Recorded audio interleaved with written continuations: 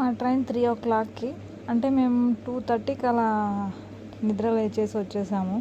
మా చిట్టి పాప చూడండి నిద్రలో లేచి మా శివకి తిరుపతిలో మీటింగ్ ఉంది. సో తను నేను వెళ్తున్నాను మీరు కూడా వస్తారా అని చెప్పి కాల్ చేశాడు. సో మేము కూడా హాలిడేస్లో ఎక్కడికి వెళ్ళలేదు కదా, వెళ్దాంలే నలుగురు అని చెప్పేసి అప్పటికప్పుడు రిజర్వేషన్ చేసేసారు.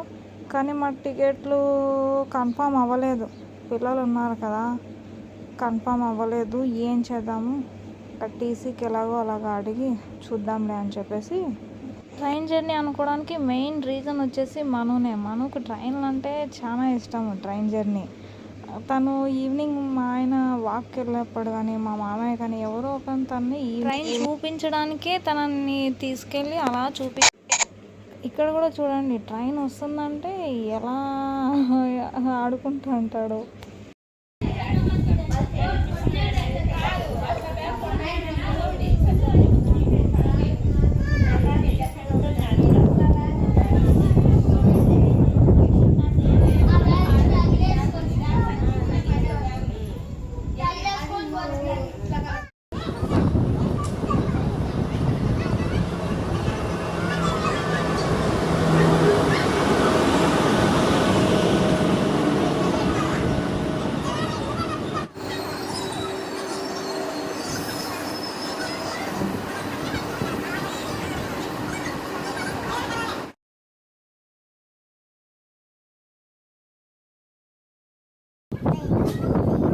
జర్నీ కదా, పిల్లలు ఉండే పని వాళ్ళకి ఏమేమి కావాలో తీసుకొని ప్యాక్ చేసేసాను.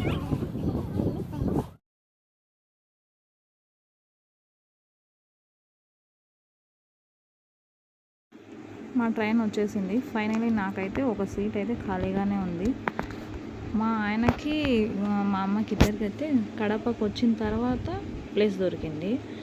మా ఆయన స్లీప్ వేసేసారు. ఇది రేణిగుంట ఎంటర్ అయిన తర్వాత వ్యూ అయితే చాలా బాగుంది, ఎర్లీ మార్నింగ్ వ్యూ.